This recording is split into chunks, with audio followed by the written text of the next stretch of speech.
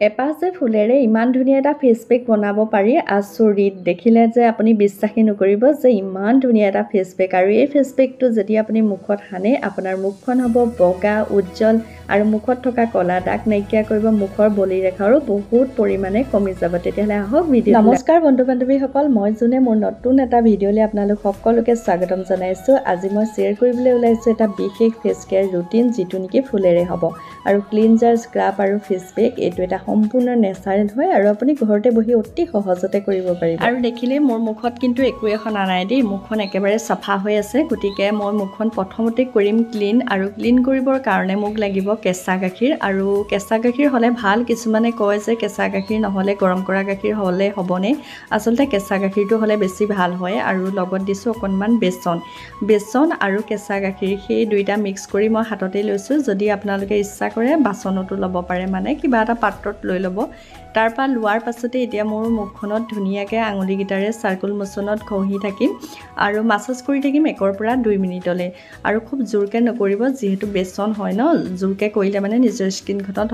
দুখ হোৱাৰ চান্স আছে গতিকে লাহে লাহে সাৰ্কুল মোচনত 1 পৰা 2 মিনিট মাসাজ কৰিম ইয়াৰ আগৰ ভিডিঅ'টোত আপোনালোকে মোক ইমান মৰম দিলে তাৰ বাবে সকলোকে বহুত ধন্যবাদ আসলতে এনেকৈ মৰম পালে মানে আকৌ এটা ভিডিঅ' বনাবলৈ মন যায় ন যি ভিডিঅ'ই হওক আসলতে আমি হলো কি ভিডিঅ' বনাই ভাল পাওঁ গতিকে আপোনালোকে যোনটো কন্টেন্টৰ ওপৰতে আপোনালোকৰ মৰম পাম সেইটোকে বনাবলৈ মন যায় যেহেতু মোৰ চেনেলটো হয় ফেশ্বন ৰিলেটেড বা স্কিন কেয়াৰৰ ওপৰত ভিডিঅ' দিওঁ আৰু কেতিয়াবা মই ব্লগো দিওঁ কিন্তু ব্লগবোৰ কম দিওঁ বাৰু কিন্তু এনেকৈ যিটো ভিডিঅ'ত মানে মৰম লাগে মই বুলি নহয় আমাৰ নিচিনা যিবিলাকে ভিডিঅ' বনাওঁ যিটো ভিডিঅ'তে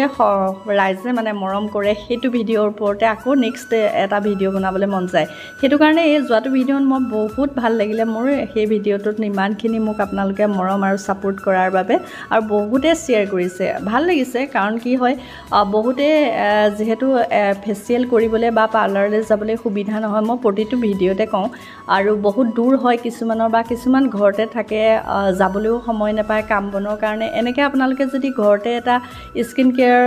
সম্পূৰ্ণ কৰি নিজৰ মুখখন চাফা কৰিব পাৰে তাতকেনো কি লাগিছে নহয়নে সেইকাৰণে কৈছোঁ এইটো ভিডিঅ' যিমান পাৰে আপোনালোকে সিমান শ্বেয়াৰ কৰি দিব এতিয়া প্ৰথমতে আমি ক্লিন কৰিলোঁ এতিয়া কৰিম আমি স্ক্ৰাব আৰু স্ক্ৰাব কৰিবৰ কাৰণে লৈছোঁ ফুলৰ পেষ্ট আৰু মৌজোল আৰু অকণমান লৈছোঁ চেনি গতিকে তিনিওটা এনেকৈ হাততে আকৌ মিক্স কৰিলোঁ মিক্স কৰি লোৱাৰ পিছত আকৌ এতিয়া মুখখনত ভালকৈ সাৰ্কুল মোচনত মাসাজ কৰি দিম যিমান পাৰোঁ সিমান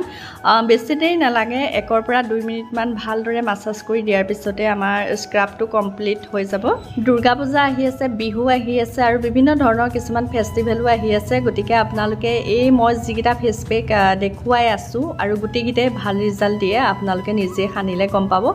সপ্তাহটোত 2 দিন বা 3 দিন আপোনালোকে সানক তেতিয়া ভাল ৰিজাল্ট নিশ্চয় পাব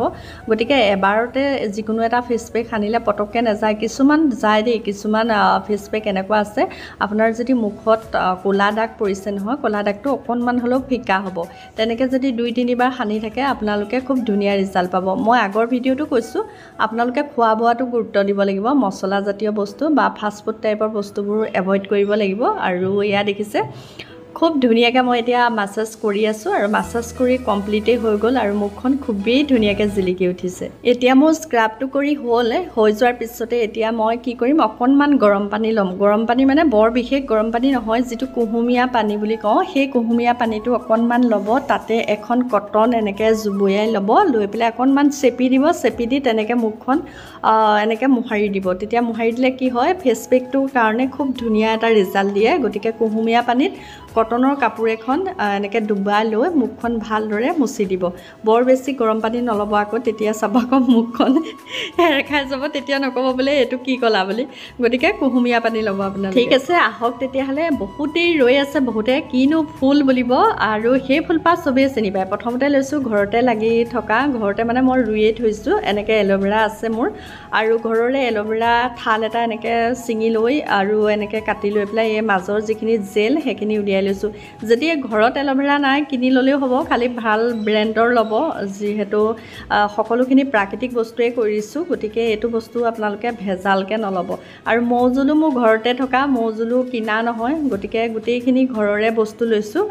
কিনাৰো ল'ব পাৰে আপোনালোকে খালি চাব যাতে বস্তুটো ভাল হয় আৰু এতিয়া ভালদৰে মিক্স কৰি ল'লোঁ পাৰে যদি আপোনালোকে মিক্সিতে দি ল'ব মই মিক্সিত দি নল'লোঁ এনেদৰে আপোনালোকক দেখুৱাবৰ কাৰণে এনেদৰে গোটেইকেইটা বস্তু দি লৈছোঁ আৰু এতিয়া দিছোঁ ইয়াত বেচন আৰু বেচন দিলোঁ মৌজোল দিলোঁ আৰু লগত দিলোঁ এল'ভেৰা জেল আৰু এতিয়া যিজোপা গছৰ কথা কৈ আছোঁ সেইজোপা গছ হ'ল এইজোপা গছ আৰু এইজোপা সকলোৱে চিনি পায় এইজোপা গছ হ'ল জবা ফুলৰ গছ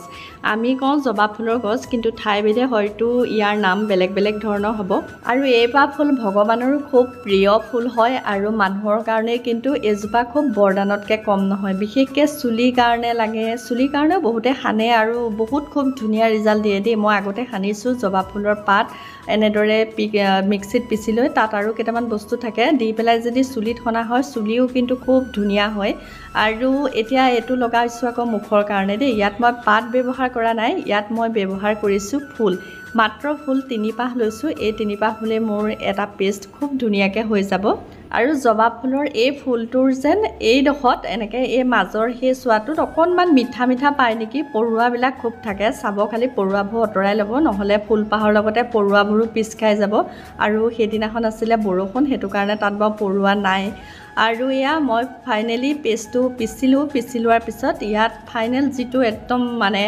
ৰাণী বুলি কৈছোঁ আৰু সেইটো পেষ্ট দি দিছোঁ তাৰমানে ফুলপাহৰ পেষ্টখিনি তাত দি দিলোঁ এতিয়া আপোনালোকে দেখিলেই কি মই তাত মিক্স কৰিলোঁ প্ৰথমতে দিলোঁ মৌজোল তাৰপাছত দিলোঁ এল'ভেৰা জেল তাৰপাছতে দিলোঁ বেচন আৰু একেবাৰে লাষ্টত দিলোঁ জবা ফুলৰ পিচা পেষ্ট গতিকে গোটেইকেইটা